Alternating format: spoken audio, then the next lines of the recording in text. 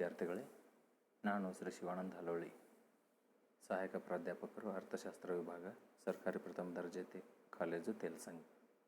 ಪ್ರಸ್ತುತ ಕಾಲೇಜು ಶಿಕ್ಷಣ ಇಲಾಖೆಯ LMS ಯೋಜನೆ ಅಡಿಯಲ್ಲಿ ರಾಣಿ ಚೆನ್ನಮ್ಮ ವಿಶ್ವವಿದ್ಯಾಲಯ BA 6ನೇ ಸೆಮಿಸ್ಟರ್ನ ಅರ್ಥಶಾಸ್ತ್ರ ದ್ವಿತೀಯ ಪತ್ರಿಕೆ, ದಟ್ ಈಸ್ ಇಂಡಿಯನ್ ಎಕಾನಮಿ ಪತ್ರಿಕೆಯ 3ನೇ ಘಟಕವಾದಂಥ ಇಂಡಸ್ಟ್ರಿಯಲ್ ಡೆವಲಪ್ಮೆಂಟ್, ಕೈಗಾರಿಕಾ ಅಭಿವೃದ್ಧಿ, ಈ ಒಂದು ಘಟಕದ 29ನೇ ಸೆಷನ್ ಆದಂಥ ಇನ್ಸ್ಟಿಟ್ಯೂಷನಲ್ ಇಂಡಸ್ಟ್ರಿಯಲ್ ಫೈನಾನ್ಸ್, ಸಾಂಸ್ಥಿಕ ಕೈಗಾರಿಕಾ ಹಣಕಾಸು ಕುರಿತು ಚರ್ಚಿಸೋಣ. Yes, in the introduction part we have finance. Finance is the lifeblood of every industry. Adequate finance is quite essential for the development of industries in any country. Finance is necessary to oil the wheels of industrial machine, to ensure its smooth working and to prevent its breakdown. ಹಣಕಾಸು ಎನ್ನುವುದು ಉದ್ಯಮದ ಜೀವರಕ್ತ. ಒಂದು ದೇಶದಲ್ಲಿ ಕೈಗಾರಿಕೆಗಳ ಅಭಿವೃದ್ಧಿಗೆ ಸಾಕಷ್ಟು ಹಣಕಾಸು ಅತ್ಯಗತ್ಯ. ಕೈಗಾರಿಕಾ ಯಂತ್ರದ ಚಕ್ರಗಳಿಗೆ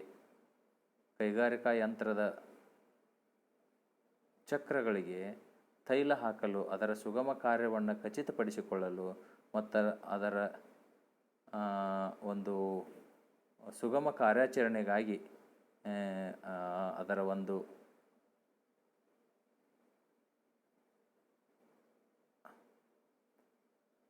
ಸರಿಯಾದ ಮಾರ್ಗದಲ್ಲಿ ಚಲಿಸಲು ಹಣಕಾಸು ಅತ್ಯಗತ್ಯವಾದುದು.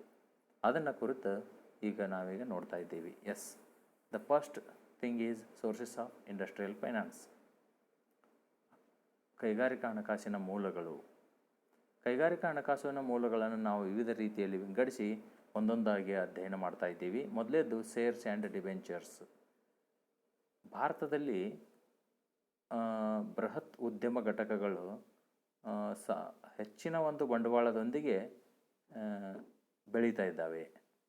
ಹಾಗಾದರೆ ಈ ಹೆಚ್ಚಿನ ಬಂಡವಾಳವನ್ನು ಅವುಗಳು ಎಲ್ಲ ಸ್ಥಾಪನೆ ಕಾಲಕ್ಕೆ ಇರ್ಬೋದು, ನಂತರದಲ್ಲಿ ಇರ್ಬೋದು, ಯಾವ ರೀತಿ ಬಂಡವಾಳವನ್ನು ಸೇರಿಸ್ಕೊಳ್ತಾವೆ ಅಂದರೆ, ಷೇರುಗಳನ್ನು ಹಂಚುವ ಮೂಲಕ, ಷೇರುಗಳನ್ನು ಬಿಡುಗಡೆ ಮಾಡುವುದರ ಮೂಲಕ, ಸಾಮಾನ್ಯ ಜನರಿಗೆ ಡಿಬೆಂಚರ್ಗಳನ್ನು, ಷೇರುಗಳನ್ನು ಬಿಡುಗಡೆ ಮಾಡುವುದರ ಮೂಲಕ ತಮ್ಮ ಬಂಡವಾಳವನ್ನು ಕೂಡಿಸಿಕೊಳ್ತವೆ. ಆದರೆ second one, public deposits. In some industrial centers of India like Ahmedabad, Bombay, people with savings used to keep them as deposits with large textile mills. They used to get higher rates of interest and get back their money as and when they required. This system has now become very common. Yes, ಸಾರ್ವಜನಿಕ ಠೇವಣಿಗಳು. ಭಾರತದಲ್ಲಿ ಕೆಲವೊಂದು ಕೈಗಾರಿಕೆಯ ಕೇಂದ್ರಗಳು, ಉದಾಹರಣೆಗೆ ಅಹಮದಾಬಾದ್ ಇರ್ಬೋದು, ಬಾಂಬೆ ಇರ್ಬೋದು, ಇಲ್ಲಿನ ಜನರು ತಮ್ಮ ಉಳಿತಾಯದ ಹಣವನ್ನು ಟೆಕ್ಸ್ಟೈಲ್ ಮಿಲ್ಸ್ಗಳಲ್ಲಿ, ನಂಬಿಕೆಯ ಉದ್ಯಮಗಳಲ್ಲಿ, ವಿಶ್ವಾಸಾರ್ಹವಾದಂಥ ಕೀರ್ತಿ ಮೌಲ್ಯವನ್ನು ಹೊಂದಿರತಕ್ಕಂಥ ಉದ್ಯಮಗಳಲ್ಲಿ ತಮ್ಮ ಹಣವನ್ನು ಠೇವಣಿ ಮಾಡಿ ಹೆಚ್ಚಿನ ಬಡ್ಡಿ ದರವನ್ನು ಪಡೆದುಕೊಳ್ತಾರೆ ಮತ್ತು ತಮ್ಮ ಹಣವನ್ನು ಮರಳಿ ಪಡೆದುಕೊಳ್ತಾರೆ. ಯಾವಾಗ ಬೇಕಾಗೋ ಆವಾಗ ಪಡೆದುಕೊಳ್ತಾರೆ. ಈ ಒಂದು ವ್ಯವಸ್ಥೆ ಬೃಹತ್ ಕೈಗಾರಿಕಾ ಕೇಂದ್ರಗಳಲ್ಲಿ ಸಾಮಾನ್ಯವಾಗಿದೆ.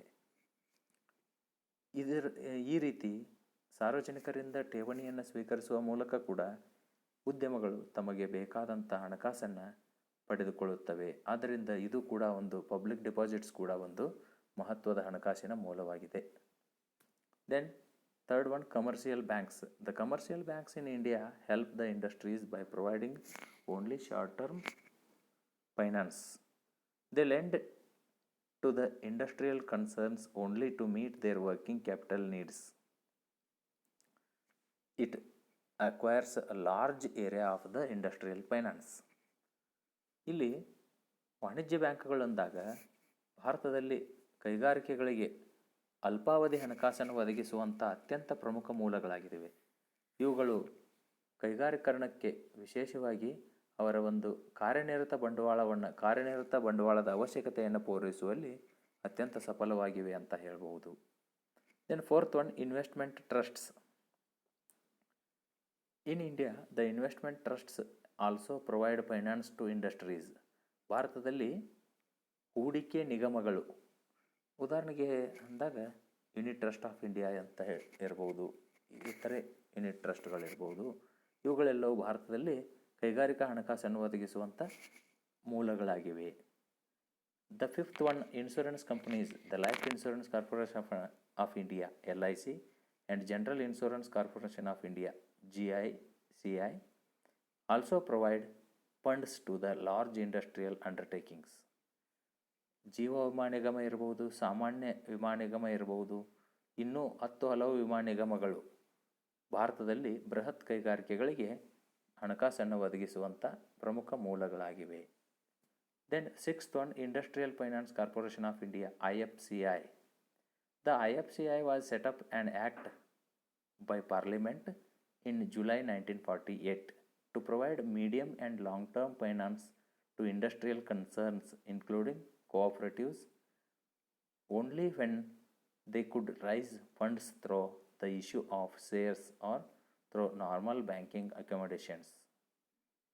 ಎಸ್, ಭಾರತದ ಕೈಗಾರಿಕಾ ಹಣಕಾಸು ನಿಗಮ Industrial Finance Corporation of India ಅಂದಾಗ ಕನ್ನಡದಲ್ಲಿ ನಾವು ಅದನ್ನು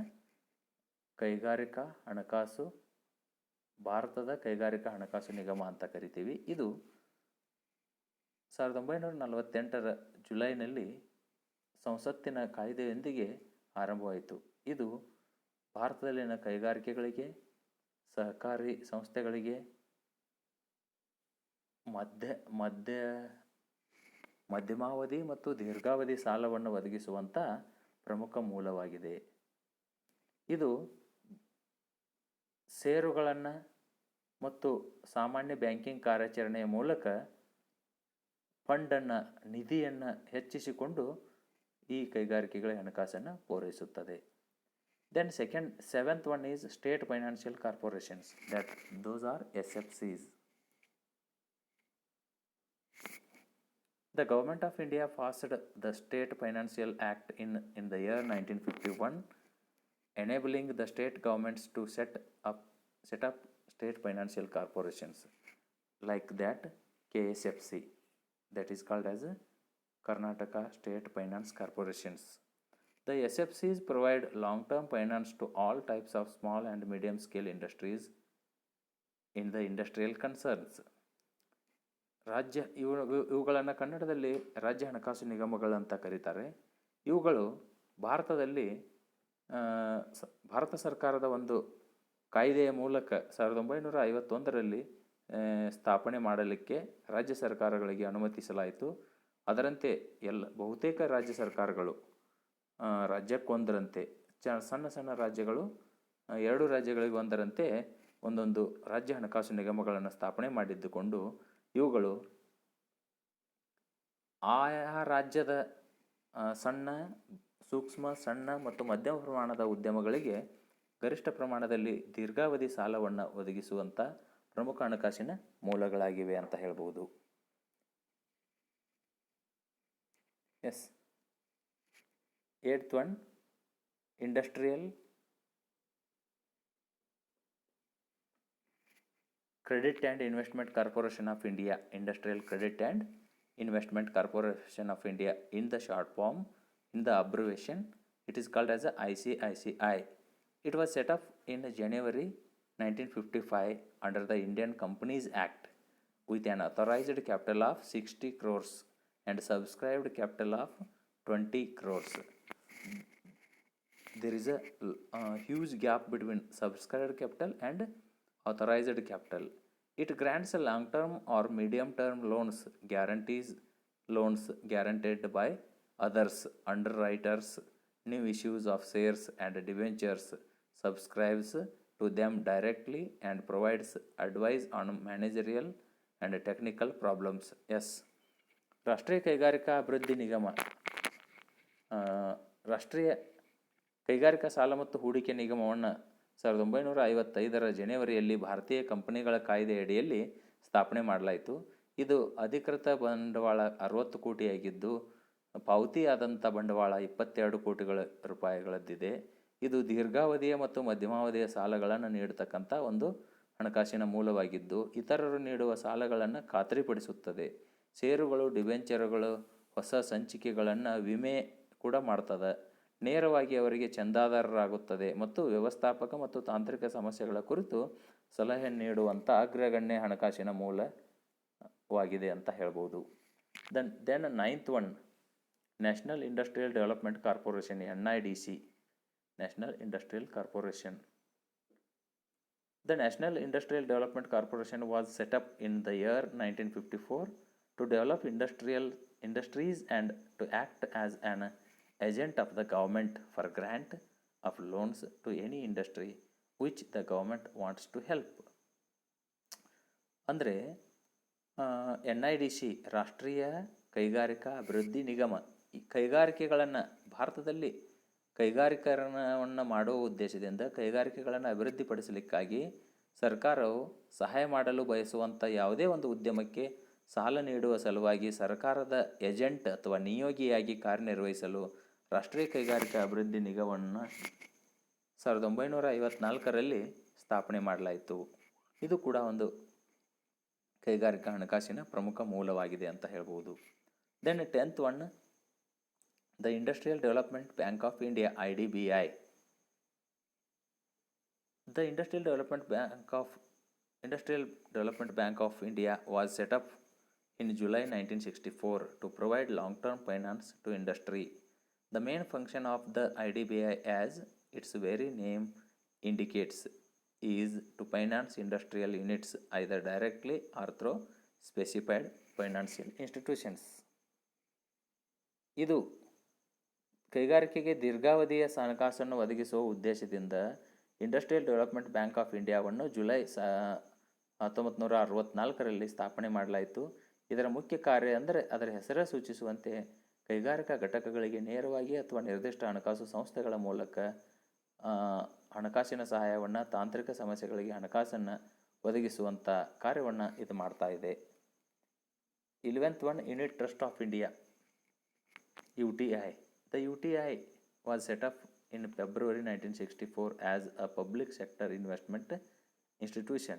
The primary aim of the unit trust is to mobilize the savings of the middle and low income groups and to enable them to share the benefits and prospects of the rapidly growing industrialization.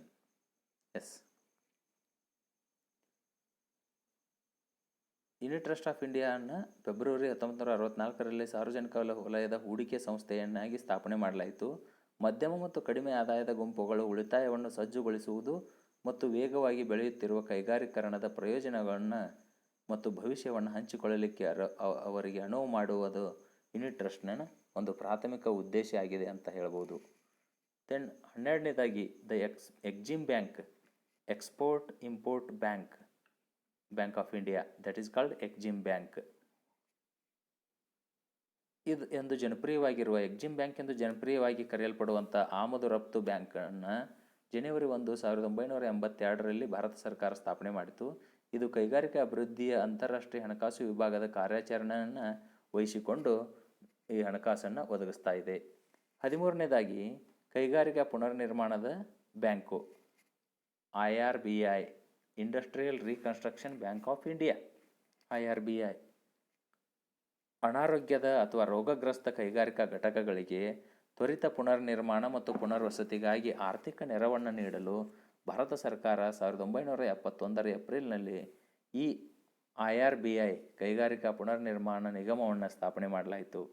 March 1985ರಲ್ಲಿ ಇದನ್ನು IRCI ಅನ್ನು IRBI ಎನ್ನಾಗಿ ಹೆಸರನ್ನು ಪರಿವರ್ತಿಸಿತು. ಈಗ IRBI ರೋಗಗ್ರಸ್ತ ಕೈಗಾರಿಕಾ ಘಟಕಗಳನ್ನು ಪುನರುಜ್ಜೀವನಗೊಳಿಸಲು, ಕೈಗಾರಿಕಾ ಅಭಿವೃದ್ಧಿಗೆ ಸಹಾಯ ಮಾಡಲು ಮತ್ತು ಉತ್ತೇಜಿಸಲು, ಕೈಗಾರಿಕಾ ಉದ್ಯಮಗಳಿಗೆ ಪುನರ್ವಸತಿ ಕಲ್ಪಿಸಲು ಪ್ರಧಾನ ಅಖಿಲ ಭಾರತ ಸಾಲ ಮತ್ತು ಪುನರ್ನಿರ್ಮಾಣ ಏಜೆನ್ಸಿಯಾಗಿ ಕಾರ್ಯನಿರ್ವಹಿಸುತ್ತಾ ಇದೆ ಅಂತ ಹೇಳ್ಬೋದು. ಇನ್ನು 14ನೇದಾಗಿ SIDBI ಸಣ್ಣ ಕೈಗಾರಿಕಾ ಅಭಿವೃದ್ಧಿಯ ಬ್ಯಾಂಕ್,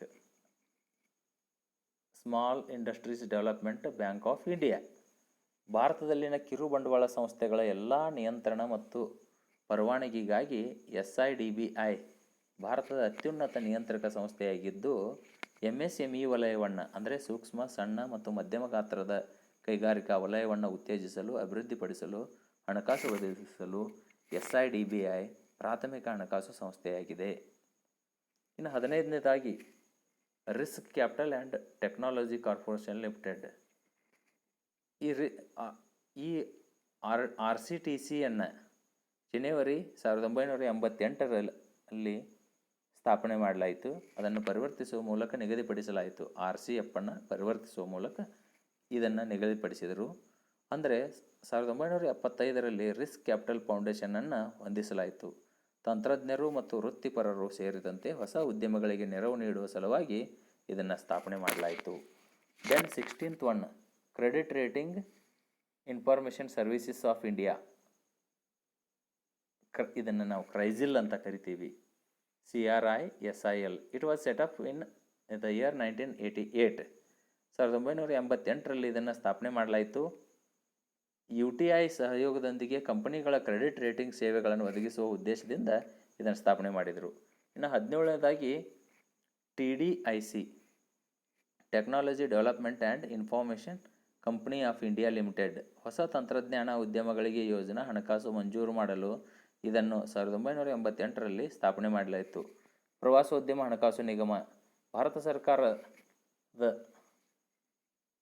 TFCI ಅನ್ನು ವಿಶೇಷ ಹಣಕಾಸು ಸಂಸ್ಥೆಯಾಗಿ ಉತ್ತೇಜಿಸಲು ಮತ್ತು ಸ್ಥಾಪಿಸಿದೆ. ದೇಶದಲ್ಲಿ ಪ್ರವಾಸೋದ್ಯಮವನ್ನು ಅಭಿವೃದ್ಧಿಪಡಿಸುವುದು ಇದರ ಪ್ರಮುಖ ಕಾರ್ಯ. ಇನ್ನು ಮೂಲಭೂತ ಸೌಕರ್ಯಗಳ ಪರವಾನಗಿ ಮತ್ತು ಹಣಕಾಸು ಸೇವೆಗಳ ನಿಗಮ. Infrastructure licensing and financial services limited. ಇದನ್ನು ಸಲಕರಣೆಗಳ ಪರವಾನಗಿ ಮತ್ತು ಮೂಲಸೌಕರ್ಯ ಅಭಿವೃದ್ಧಿಗಾಗಿ ಗಮನ ಕೊಡಲಿಕ್ಕಾಗಿ 1988ರಲ್ಲಿ ಸ್ಥಾಪಿಸಲಾಯಿತು. ಇದು ವಿದ್ಯುತ್ ಮತ್ತು ಸಾರಿಗೆ ಕ್ಷೇತ್ರದ ಮೂಲಸೌಕರ್ಯ ಅಭಿವೃದ್ಧಿಗೆ ಗಮನವನ್ನು ನೀಡಲು ಇದನ್ನು 1988ರಲ್ಲಿ ಸ್ಥಾಪನೆ ಮಾಡಲಾಯಿತು. ಇದು ವಿದ್ಯುತ್ ಮತ್ತು ಸಾರಿಗೆ ಕ್ಷೇತ್ರದ ಪ್ರಮುಖ ಯೋಜನೆಗಳಿಗೆ ಹಣಕಾಸುವನ್ನು ಒದಗಿಸುವಂಥ ಕಾರ್ಯವನ್ನು ಮಾಡ್ತಾ ಇದೆ. ಇಷ್ಟೊತ್ತು ನಾವು ಹಣಕಾಸಿನ ಮೂಲಗಳನ್ನು ಗುರುತಿಸಿದ್ದೀವಿ. It is important to note that since long-term finance and medium-term finance are required for more or less the same purpose, both the types of finance are clubbed together to be called long-term finance. ಸಾಮಾನ್ಯವಾಗಿ ಇಲ್ಲಿ ಗುರುತಿಸ್ತಕ್ಕಂಥ ಮಹತ್ವದ ಅಂಶವೆಂದರೆ ದೀರ್ಘಾವಧಿ ಹಣಕಾಸು ಇರಲಿ, ಮಧ್ಯಮಾವಧಿ ಹಣಕಾಸು ಇರಲಿ, ಹೆಚ್ಚು ಕಡಿಮೆ ಇವುಗಳ ಉದ್ದೇಶ ಒಂದೇ ಆಗಿರ್ತದೆ, ಇವುಗಳ ಅವಶ್ಯಕತೆ ಒಂದೇ ಆಗಿರ್ತದೆ. ಈ ಎಲ್ಲ ಕಾರಣದಿಂದ ಇವುಗಳೆರಡನ್ನೂ ಒಟ್ಟುಗೂಡಿಸಿ ನಾವು ದೀರ್ಘಾವಧಿ ಹಣಕಾಸು ಅಂತ ಕರಿತೀವಿ. ಇಲ್ಲಿ ಫೈನಾನ್ಸ್ ಒಂದು ಕೈಗಾರೀಕರಣದ ಜೀವರಕ್ತವಾಗಿದೆ ಅಂತ ಹೇಳ್ಬೋದು. ಇಲ್ಲಿ ಸಾಕಷ್ಟು ಹಣಕಾಸು ಕೈಗಾರಿಕಾ ಅಭಿವೃದ್ಧಿಯ ಒಂದು ದೇಶದ ಕೈಗಾರಿಕಾ ಅಭಿವೃದ್ಧಿಗೆ ಅತ್ಯಂತ ಅವಶ್ಯಕ. ಇದು ಕೈಗಾರಿಕಾ ಎಂಬ ಚಕ್ರ ಚಲಿಸಲು ಬೇಕಾಗುವಂಥ ತೈಲವಾಗಿದೆ ಅಂತ ಹೇಳ್ಬೋದು. That's why it is a very very important one and these are the important sources of the industrial finance. Thank you one and all. ಹೆಚ್ಚಿನ ಓದಿಗಾಗಿ Indian economic development KD Basava, Indian economy Ruddar Datt and KPM Sundaram ಅವರ ಗ್ರಂಥಗಳನ್ನು ಓದಲು ತಿಳಿಸ್ತಾ ಇದ್ದೀನಿ. Thank you one and all.